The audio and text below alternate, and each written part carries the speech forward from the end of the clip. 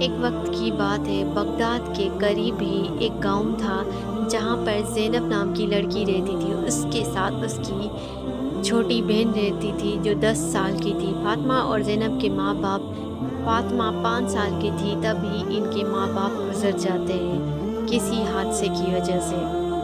زینب نے اکیلے ہی فاطمہ کی پرورش کی۔ یہ دونوں بہنیں غریب ہوتی ہیں کیونکہ ان کے ماں باپ بھی غریب ہوتے، ہمیشہ ان کی زندگی غریبی میں گزری۔ زینب دوسروں کے گھروں میں کام کر کے فاطمہ کا اور اپنا گزارا کرتی تھی، اللہ کا شکر ادا کرتی تھی، ہمیشہ خوش رہتی تھی۔ لیکن پرانا دور تھا اور گاؤں میں تھا۔ گاؤں میں زیادہ تر لوگوں کو کام نہیں ہوتا تھا کیونکہ گاؤں کی عورتیں خود ہی کام کیا کرتی تھی۔ کوئی اکا دکا گھر تھا جہاں پر زینب کو کام کرنا پڑتا تھا، جس کی وجہ سے اسے کچھ پیسے ملتے ہیں۔ زینب اپنا اور فاطمہ کا گزارا کرتی تھی۔ اس سے ان دونوں کی زندگی آسان نہیں گزر رہی تھی۔ ان دونوں کے ماں باپ کے بھی کوئی رشتہ دار نہیں تھے، ان کے بھی کوئی رشتہ دار نہیں تھے کیونکہ ان کے ماں باپ بھی کہیں سے آئے ہوئے تھے اور بغداد کے قریب ہی ایک گاؤں میں انہوں نے اپنا ٹھکانہ لگایا۔ بغداد کے قریب ہی گاؤں میں وہ لوگ رہنے لگتے اور ہمیشہ یہیں رہتے ہیں۔ ان کا بھی یہی کام تھا، دوسروں کے کھیتوں میں کام کر کے اپنا گزارا کرتے تھے۔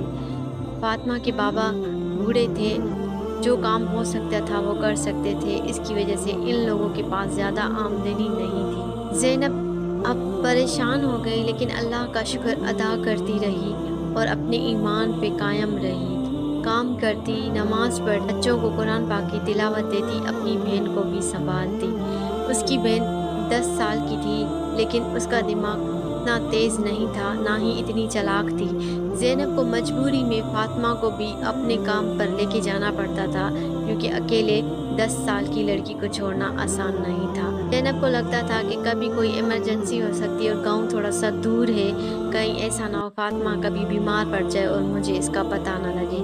وہ اس کو وہاں لے کر جاتی، اپنا کام کرتی اور فاطمہ بھی تھوڑا بہت اس کا کام میں ہاتھ بٹاتی۔ چالاک نہ ہونے کی وجہ سے وہ زیادہ کام نہیں کر پاتی تھی اور وہاں جہاں کام کرتی تھی وہاں کے بچے فاطمہ کو تنگ کرتے تھے، جس کی وجہ سے زینب پریشان ہونے لگی۔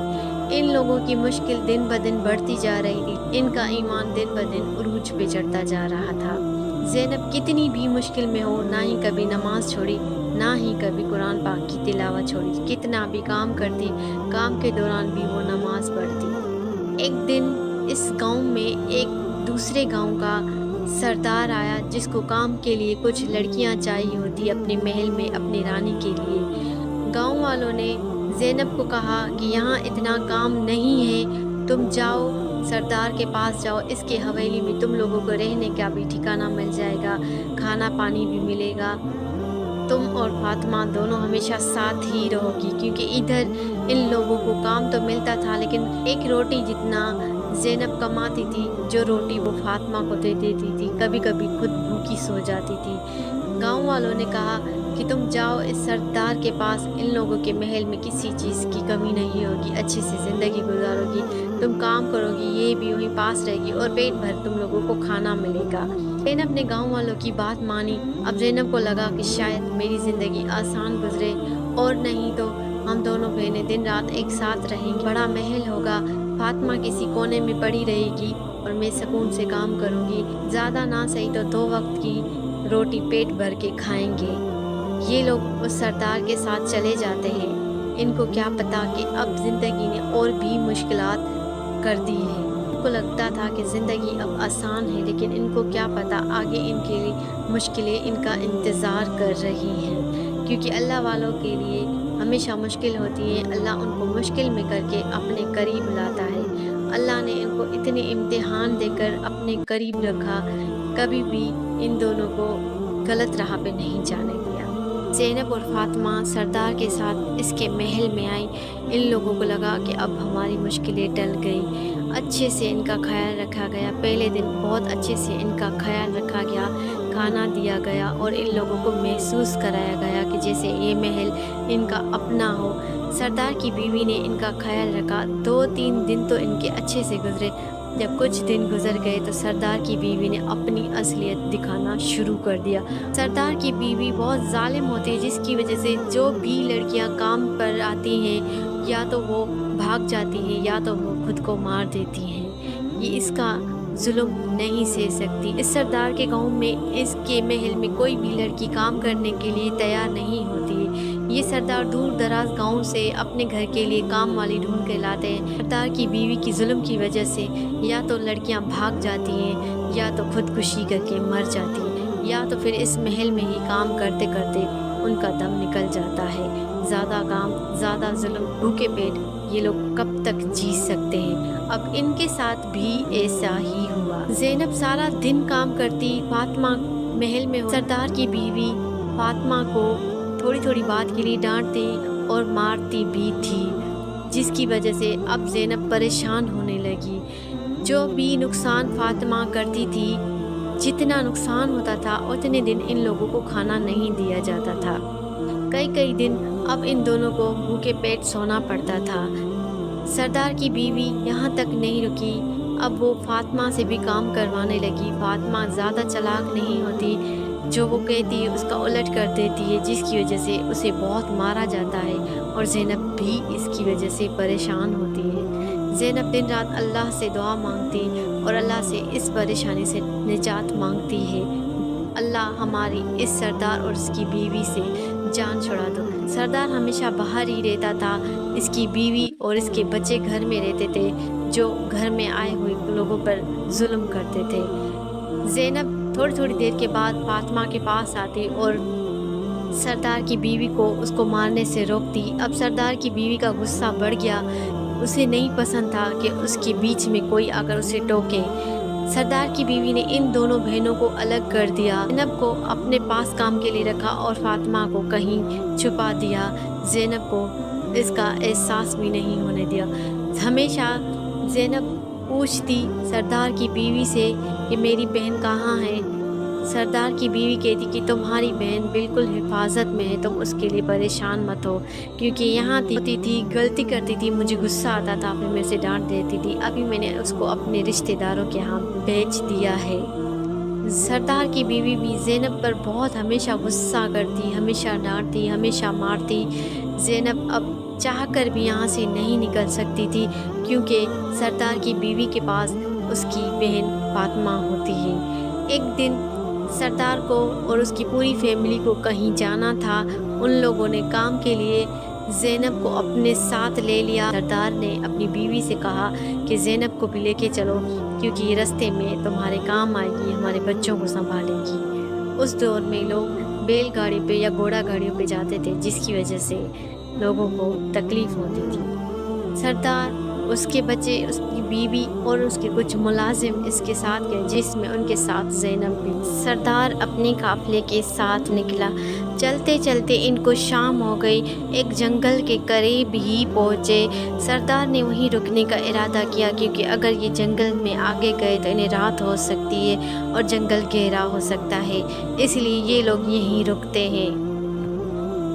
ان لوگوں نے یہیں رکنے کا ارادہ کیا اور وہیں رکے۔ سردار کے قافلے پر کچھ ڈاکوؤں نے حملہ کر دیا، سارا سونا وغیرہ لوٹ لیا اور سب کو کافی مارا بھی۔ اس افراتفری میں سارے لوگ ادھر کے ادھر ہو گئے، جس میں زینب بھی ان لوگوں سے کافی دور چلی گئی۔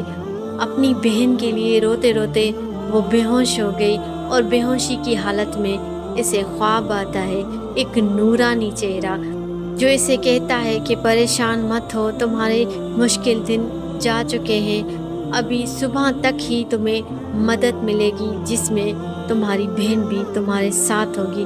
وہ نورانی ہستی زینب کے سر پہ ہاتھ رکھ کر اور غائب ہو جاتی ہے، کیونکہ زینب جب ان لوگوں سے الگ ہوتی ہے تو اپنی بہن کے لیے کافی روتی، چیختی، چلاتی ہے، جنگل میں اکیلی ہوتی ہے، اوپر سے برسات بھی ہو جاتی ہے۔ وہ روتے روتے اللہ کو اور جناب غوث پاک کو پکارتی رہتی ہے۔